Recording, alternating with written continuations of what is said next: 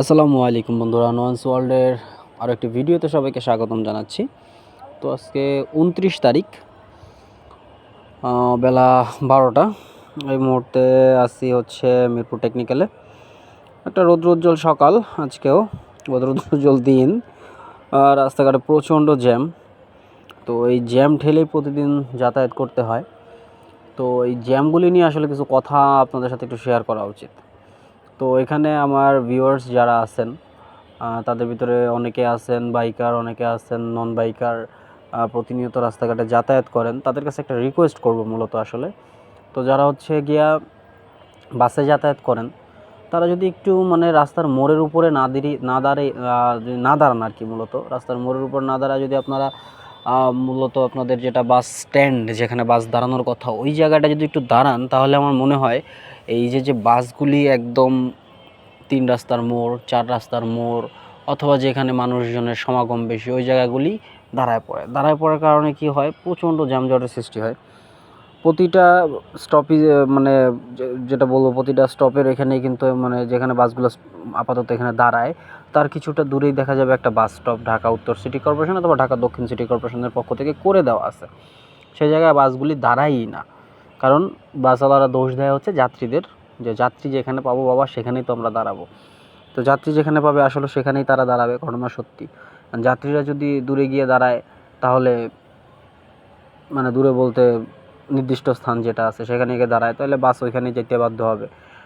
কিন্তু আসলে এতগুলি মানুষকে বুঝিয়ে তো আসলে একটা বাস স্ট্যান্ডে নেওয়া সম্ভব না। তার উপরে আমরা বাঙালি জাতি, তো কিউট একটা জাতি, একটু সমস্যা আমাদের আছেই, সবাই একটু এক লাইন বেশি বুঝি আমরা। আর সেক্ষেত্রে বাসওয়ালাদেরও কাছে আমার রিকোয়েস্ট থাকে সব সময়, বা যদি আমার কোনো ড্রাইভার ভাইরা এই ভিডিও দেখে থাকেন, তার কাছে রিকোয়েস্ট থাকবে, ভাইয়া একটু যদি আপনারা কষ্ট করে বাসটা ওইখানে, আপনারা তো হাতে গোনা কয়েকজন, আর যাত্রী সংখ্যা তো অনেক। তো আপনারা যদি বাসটা এখানে না দাঁড় করে আপনারা যদি বাসটা বাস স্ট্যান্ডেই নিয়ে যান, তখন যাত্রীরা বাসে ওঠার চাহিদায় তারাই ওখানে অটোমেটিকলি চলে যাবে। এটা হচ্ছে ব্যাপার। তো একটু কষ্ট করে আপনারাও যদি বাসটা বাস স্ট্যান্ডেই থামান, যাত্রী ওখানে ওঠান অথবা নামান, তাহলে কিন্তু যাত্রীরা যত্রতত্র দাঁড়ায় বাসে উঠবে না, নামবে না। এটা একটা প্র্যাকটিস গত বছর আমি দেখেছিলাম। বনানী যে রোডটা আছে, মহাখালী থেকে বনানী যে বাসগুলি হচ্ছে পরিবহনগুলি যায়, ময়মনসিংহ সিলেটের ওদিকে যে বাসগুলি যায়, বাসগুলি মহাখালী থেকে যাত্রী তুলতে একবারে উত্তরা টঙ্গী পর্যন্ত যাইতো। তো এটা দেখছিলাম যে বনানী পর্যন্ত বা উত্তরা পর্যন্ত একটা নির্দিষ্ট এরিয়াতে তারা সার্জেন্ট দাঁড়াইতো, বেশ কিছু স্বেচ্ছাসেবক দাঁড়াইতো, তারা দাঁড়ায় হচ্ছে বাসগুলিকে ওখানে দাঁড়াইতে দিত না, যাত্রীদের নিরুৎসাহিত করতো, বাস ড্রাইভারকে নিরুৎসাহিত করতো যত্রতত্র যাত্রী না ওঠানোর জন্য, যেন তারা নির্দিষ্ট বাস স্ট্যান্ডে বা বাস কাউন্টারে গিয়ে টিকিট কেটে বাসে ওঠে। ওরকম একটা ট্রেন্ড চালু হয়েছিল, কিন্তু পরবর্তীতে সেটা সময়ের বিবর্তনে হারাই গেছে। এমনটাই হয় যে বাসের টিকিটের সিস্টেম করে ভাড়া বাড়ায় দেয়, যে বাস সিটিং হবে, কিছুদিন পরে দেখা যায় সেই বাস হয়ে যায় স্ট্যান্ডিং, ভাড়া কিন্তু ওই যে বাইরে গেছে একবার, আর কিন্তু এটা কমে না। এরকমভাবে আর কি আমাদের সব কিছুই হয়। যেমন এই যে এখন বর্তমানে আছে হচ্ছে শ্যামলীর এখানে, তো দেখেন শ্যামলীর এই জায়গাটা হচ্ছে কিন্তু প্রচণ্ড জ্যাম, কিন্তু সামনের রাস্তা কিন্তু ক্লিয়ার, সামনে পুরো রোডটাই ক্লিয়ার। এই জায়গাটা জ্যাম হওয়ার মূল কারণ হচ্ছে এই যে শ্যামলীর এই যে নির্দিষ্ট জায়গা, মানে যাত্রীরা যেখানে ওঠে নামে, ফ্লাইওভারের গোড়ায় উঠবে নামবে, এই জায়গায় তারা উঠবে নামবে। তাছাড়া কিন্তু তারা একটু আগে গিয়ে ওঠানামা করবে না, বাসগুলি ওইখানেই দাঁড়াবে, বাসগুলি আগে গিয়ে দাঁড়াবে না। এই কারণগুলির কারণেই কিন্তু মূলত জ্যামটা তৈরি হয়েছে। এখন এটা আসলে আমাদের নিজেদের বুঝতে হবে, নিজেদের বুঝে এই জায়গাটা নিজেদের থেকে ক্লিয়ার করতে হবে, যেন জ্যামটা না লাগে।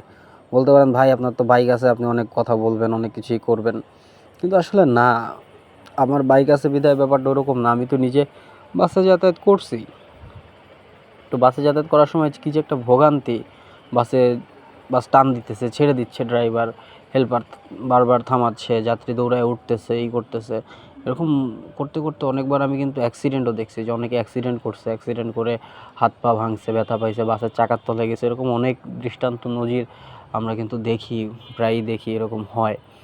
তো এই জন্য মানে খারাপ লাগে ব্যাপারগুলা, যে আমরা যদি একটু সচেতন হই, তাহলে কিন্তু আমাদের রাস্তার যানজট এগুলো থাকে না, এগুলো আমরা অল্প একটু সচেতন হলে আমরা ক্লিয়ার করতে পারি। শ্যামলী কাটাটা পার হয়ে গেছি, ওই জায়গায় ইউটার্নের জ্যাম যেটা, ওটা তো দেখলেনি। তো এখন আসি হচ্ছে শ্যামলী বাস স্ট্যান্ডে। এখানে দেখেন এই যে বাস বাঁকা করে দাঁড়ায় সে যাত্রী তুলবে, অন্য আরেকজনকে সাইড দিবে, কিন্তু যদি তার কোম্পানির গাড়ি বা তার লাইনের গাড়ি হয় তাহলে তো সাইড দেওয়ার প্রশ্নই আসে না। তাহলে তারা যেভাবে করবে এটার কি বলবো। এখন রাস্তাটা ক্লিয়ার, আকাশে মেঘ, হয়তো বা ভারী বৃষ্টি নামতে পারে, একটু বৃষ্টির দরকার। যে পরিমাণে গরম পড়ছে, যে পরিমাণে হট ওয়েদার, মানে বাইক চালাতে গেলে শরীর জ্বালাপোড়া করতেছে গরমে। পাশ দিয়ে যদি একটা গাড়ি চলে যাচ্ছে আরও গরম, বাতাসটা চাপ লাগতেছে, প্রচুর গরম লাগতেছে। একটু ঠান্ডা আবহাওয়ার দরকার, একটু বৃষ্টির দরকার। আকাশ মেঘাচ্ছন্ন আছে, যে কোনো সময় বৃষ্টি নামতে পারে। একটু বৃষ্টি নামলে মনে চাই ভিজি, কিন্তু সে আগের দুরন্ত বাল্যকাল এখন আর নাই। কাজের তাগিদে, জীবিকার চাহিদায় দৌড়াইতে হয় সারাদিন, ভিজতে আর কই পারলাম। ইচ্ছা হয়, অনেক কিছু ইচ্ছা হয়, কিন্তু ইচ্ছা হওয়া সত্ত্বেও করতে পারি না। যদি কোনো দিন আবার হয় সুযোগ, কোনো একদিন ভিজবো আবার।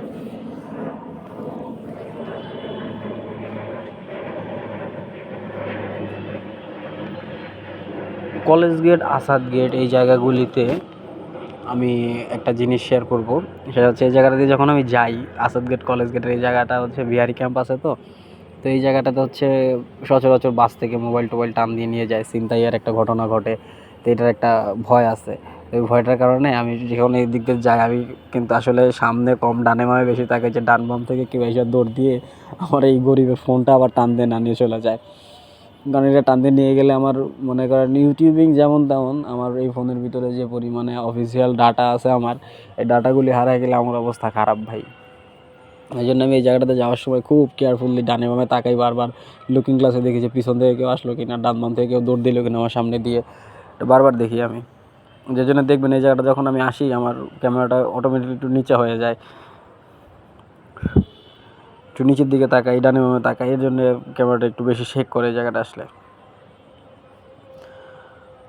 আর এই জায়গার কথা কি বলবো ভাই, এই জায়গা অনেক স্মৃতি মাখা একটা জায়গা আমার।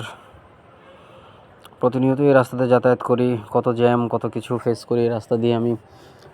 আসলে এই রাস্তাটা আমার অনেক স্মৃতি আছে, এই সরদি থেকে শুরু করে ধানমন্ডি পর্যন্ত অনেক স্মৃতি এই রাস্তায় আমার।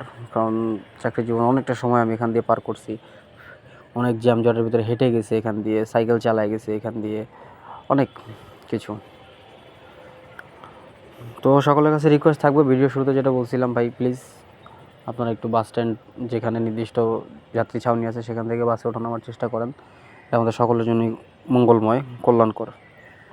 সকলে ভালো থাকবেন, সুস্থ থাকবেন। আজকের ভিডিওটা এখানেই শেষ করে দিই। আসসালামু আলাইকুম।